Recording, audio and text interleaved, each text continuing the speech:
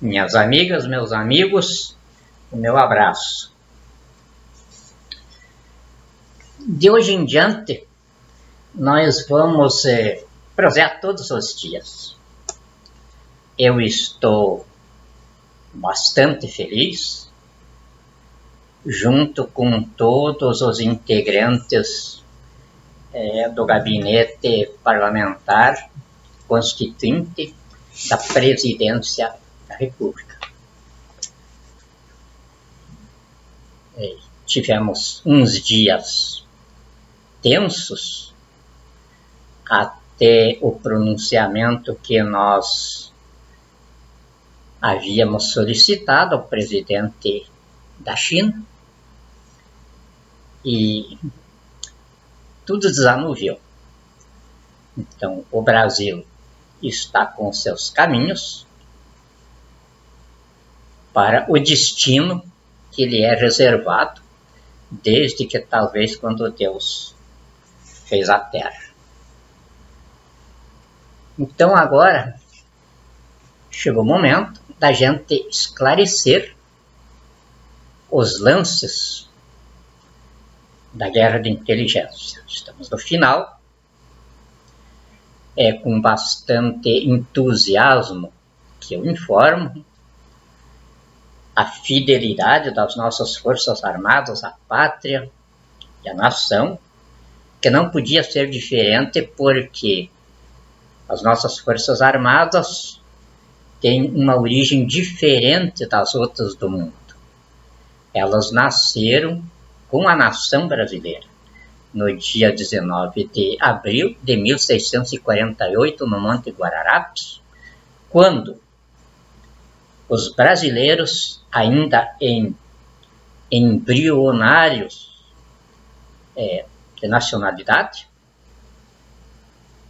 não quiseram forças portuguesas aqui e expulsaram os holandeses e todos os que pretendiam dividir a geografia brasileira. E foram valentes. Nosso negro Henrique Dias, nosso índio Felipe Camarão,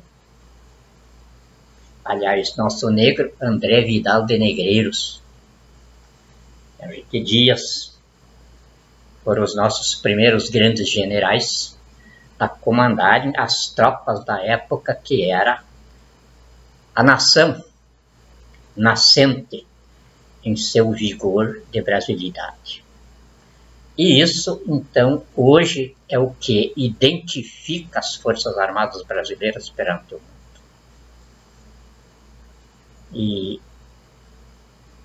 eu sempre ia me sentir constrangido se não tivéssemos substituído o parlamentarismo, aliás, o presidencialismo, pelo parlamentarismo. Hoje me sinto à vontade porque o Comando Supremo e a Autoridade Suprema das Forças Armadas não está sobre os meus ombros, mas sobre os ombros de 4 civis e dos próprios comandantes militares. Então, hoje é o Gabinete Parlamentar Constituinte da República Federativa do Brasil que é o comandante e autoridade suprema das Forças Armadas. Então, todos nós, os 8, nos sentimos distribuídos nessa tarefa que é muito grande para um só. Mas, como o presidente do gabinete parlamentar, cabe a mim ser o conversador da turma. Até porque hoje o regime do Brasil, o parlamentarismo republicano que nós estabelecemos, ele dividiu a presidência da República em 3 áreas. O governo, que ficou com as Forças Armadas. Governo, no sentido de país, é o campo de construção física do país. Então, ninguém mais habilitado para isso do que as Forças Armadas. A tecnologia, a engenharia civil de construção, a melhor é deles. E como eles sendo a própria pátria, é claro que vão se acabar os aditivos, as suplementações, como eles já têm mostrado em todas as obras que fizeram, e em todo o percurso da Revolução de 64. Custos militares são custos reais. Então, o país já começa a economizar aí. Mas o que é mais interessante, todo esse volume de empregados públicos que lotava a área de governo, e é muito grande. Imaginem só o Ministério do Transporte aí. Imaginem o Ministério de Cidades e essa coiseira toda que eles inventaram. Isso vai se acabar tudo. Já se acabou. Os militares não precisam disso aí porque são 383 mil soldados. Isso todos são qualificadíssimos. E nós já vamos abrir admissão às Forças Armadas para mais 1 milhão de soldados. Como o presidente Xi Jinping falou, as superpotências precisam ser super também em capacidade militar. E o Brasil hoje não é apenas uma superpotência, o Brasil é a megapotência do mundo. Então nós temos de ser também mega militares. 1 milhão de soldados que vamos colocar nas Forças Armadas ainda não é tudo que nós precisamos. A China tem muito mais do que isso. E estão sustentando muito bem as suas Forças Armadas. Mas também, como o país mais rico da face da Terra, não vamos ter dificuldade nisso. E os nossos exércitos, Exército, Marinha e Aeronáutica, é que vão cuidar da construção física do país. A administração. Não tem ninguém mais qualificado para administrar o país do que os empresários. A nação que constrói a pátria. Os empreendedores. E é claro que então, como o poder não é hierárquico, mas ele é vertical, do zero ao infinito, então a presidência da República, que agora é o gabinete parlamentar da República, ele tem de estar integrado por aqueles que chegam à cúpula dessa vertical, que estão lá em cima, no último posto do edifício nacional.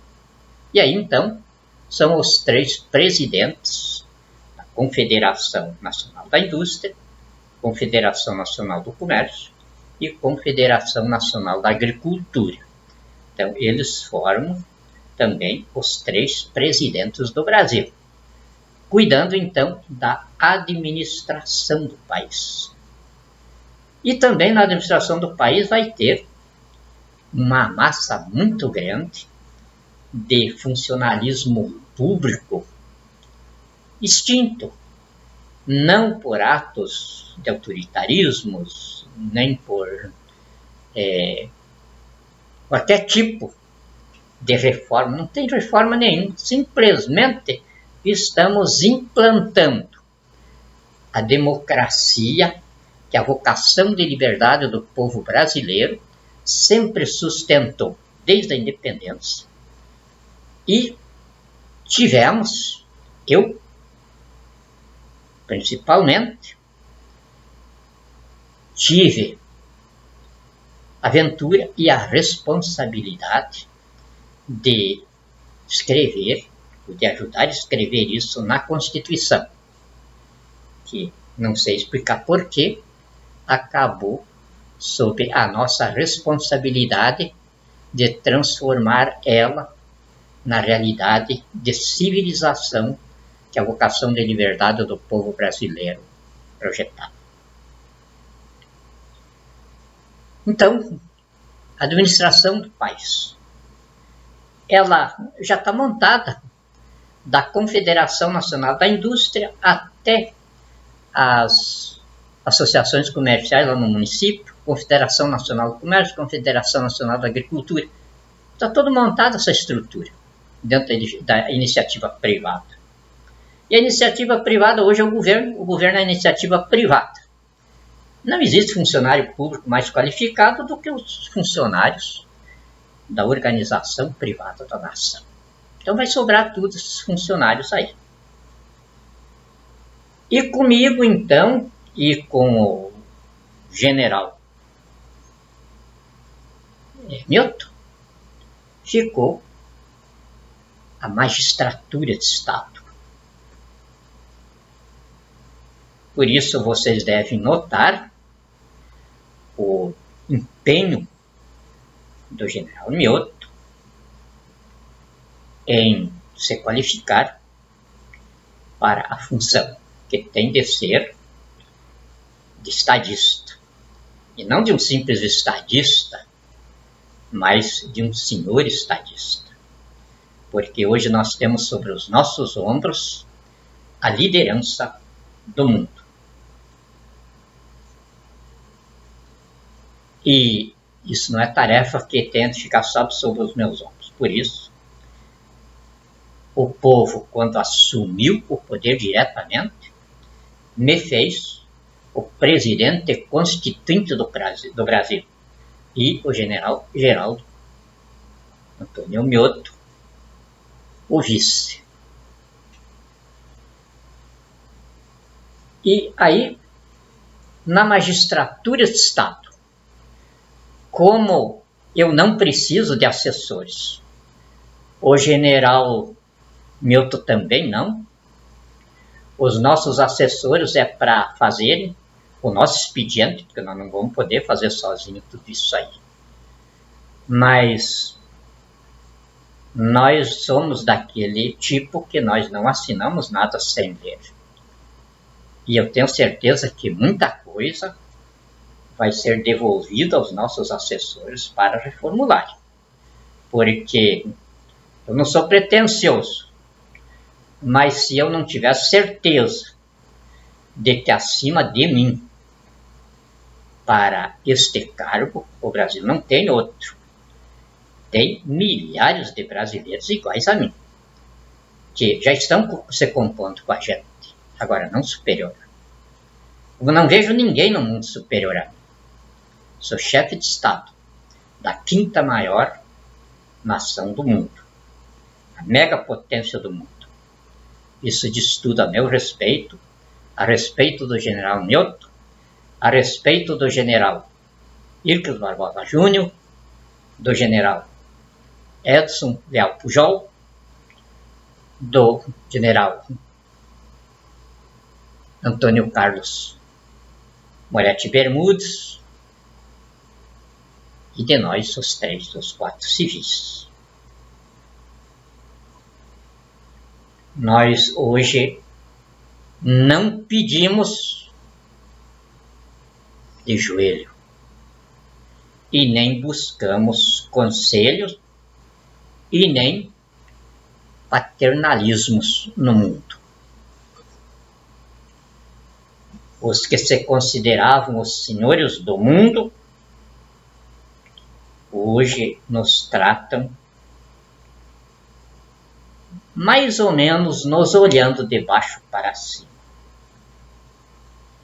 Isso, loguinho, loguinho, o mundo vai mostrar. Então agora, como nós vamos falar todo dia, eu não vou me alongar muito. E sempre tenho de dizer, nós vamos continuar com um probleminha sério, porque dado a qualificação que um chefe de Estado de uma megapotência do mundo tem de ter, se cria uma certa dificuldade de comunicação direta entre o chefe de Estado e a sua nação. Por mais que a gente queira ser simples, por mais que a gente queira ser o povo, mas toda a fala de um chefe de Estado tem peso. E, em nosso caso, tem peso mundial. Então, a gente tem de buscar um meio termo entre a excelsitude e o povo, simplesmente o povo. E às vezes não consegue atingir até lá embaixo, numa fala oficial. Não é o meu caso como pessoa, como cidadão. Aí eu me faço entender pelas crianças, porque é entre elas que eu busco a minha sabedoria. Como meu primo Jesus dizia, deixai vir a mim os pequeninos, porque é deles que se constitui o reino de Deus. Eu sou muito menor do que Jesus, nem tenho comparação com ele, então não podia dispensar essa fonte de preparo e de conhecimento. Então, com as crianças, se eu me entendo, é claro que eu me entendo com a minha nação inteira, dentro do que ajudei a escrever no artigo 3º, inciso 1º a 4º da Constituição da República. Que todas as nossas crianças e todos os nossos cidadãos vão saber, porque dentro de pouquinhos dias eu vou estar colocando nas mãos de todos os brasileiros uma Constituição do Brasil e os 10 mandamentos. Isso vai fazer parte do currículo do ensino no Brasil. Então agora vamos falar, aqui está o último ato, antipatíssimo, está assinado pelo gabinete parlamentar da presidência da República. Aqui tudo. Nisto aqui,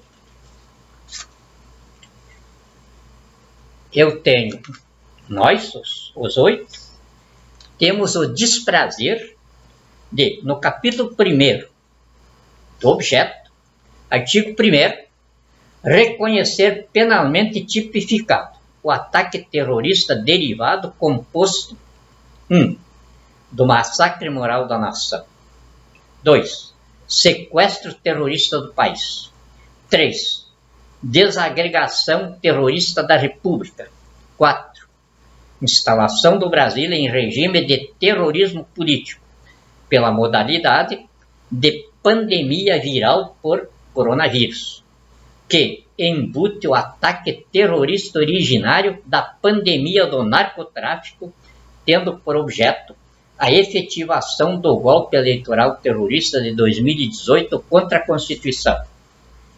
E instituímos nele, em responsabilidades penais, civis, em sede judiciária coercitiva perante as respectivas vítimas, e em crime de subversão terrorista contra a União e crime de terrorismo contra a humanidade que ela está sofrendo nesse massacre do povo brasileiro, em sede de processo histórico no Foro de Soberania, as seguintes pessoas: Jair Messias Bolsonaro, Antônio Hamilton Martins Mourão, Luiz Henrique Mandetta, Walter Souza Braga Neto, Augusto Heleno Ribeiro Pereira, Luiz Eduardo Ramos, Jorge Oliveira, Augusto Ares, Procurador-Geral da República,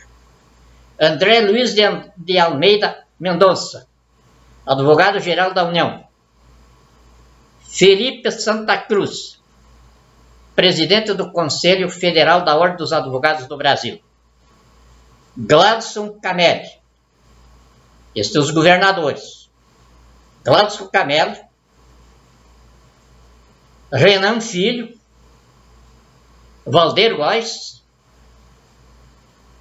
Wilson Lima, Rui Costa, Camilo Santana, Ibanez Rocha, Renato Casagrande, Ronaldo Caiado, Mauro Mendes, Reinaldo Azambuja, Flávio Dino, Romeu Zena, Helder Barbalho, Ratinho Júnior, João Azevedo, Paulo Câmara, Wellington Dias, Wilson Itzel, Fátima Bezerra, Eduardo Leite, Marcos Rocha, Antônio Denarium, Carlos Moisés, João Dória Júnior, Belivaldo Chagas e Mauro Carlesse, agregados às operações terroristas que formam 1. O efetivo terrorista que esbulha o Palácio do Planalto. 2. Os efetivos terroristas que esbulham a Câmara dos Deputados e o Senado Federal. 3. O efetivo terrorista que esbulha a Procuradoria-Geral da República. 4. O efetivo terrorista que esbulha a Advocacia-Geral da União. 5.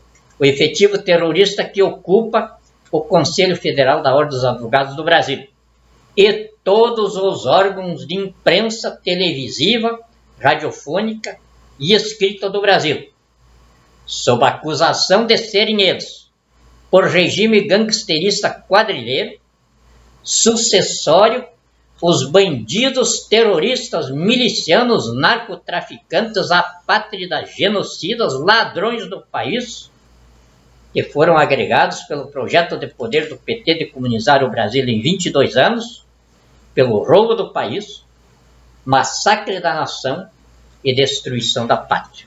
E daí aqui vem a acusação toda. E então,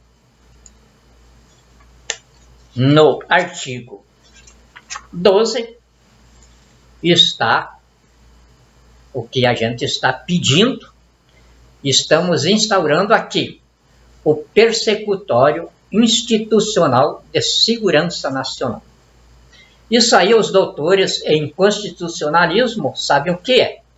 O povo não, porque ainda hoje 2 bacharéis me telefonaram perguntando para mim explicar para eles a coisa.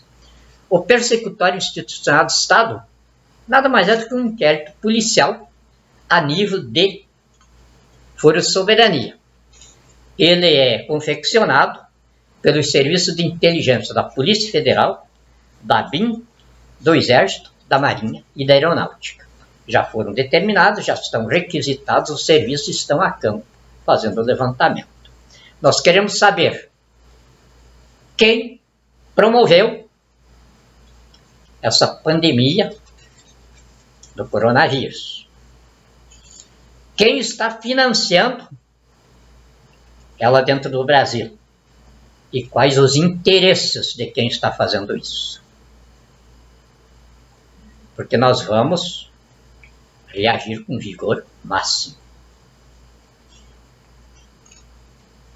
Inclusive, o presidente Xi Jinping da China já foi bem claro, vai exigir dos Estados Unidos que ele seja o primeiro a se explicar sobre pandemias virais no mundo. Porque não saiu nenhum vírus lá da China. Isso eu já expliquei no meu primeiro vídeo e já repeti em vários outros. Fui eu o autor do que aconteceu na China. Como comandante, não fui lá abrir. Eu comandei a operação. Então conheço tudo ela a fundo. E sei o que fizemos lá. Não libertamos nenhum vírus. De lá nós fizemos sair essências de vida, que são vírus desintegrados. Aqui então eu estou pedindo para que vocês comecem a desanuviar a cabeça, a parar com essa burrice toda aí. Isso é feio perante o mundo. Nós somos o segundo maior QI da humanidade. Não poderíamos estar apresentando esse espetáculo. Mas, infelizmente, estamos. Agora, eu, como chefe de Estado, tenho de dizer, o povo brasileiro não é esse que está apresentando esse espetáculo. O povo brasileiro é o seu gabinete parlamentar da República Federativa do Brasil. 8 homens que encarnam o povo no poder. Então, no artigo 12, estabelece o seguinte: fica determinado ao Ministério da Saúde, na pessoa do seu ocupante Luiz Henrique Mandetta, que apresenta no prazo de 48 horas da hora do protocolo do presente ao respectivo gabinete, ao Gabinete Parlamentar Constituinte da República Federativa do Brasil, em seu endereço de campanha, sob pena de prisão em flagrante delito, os seguintes documentos. 1. Laudos periciais de laboratórios de todas as pessoas apresentadas como infectadas por coronavírus agregados a Jair Messias Bolsonaro, diagnósticos, receitas e tratamentos. 2.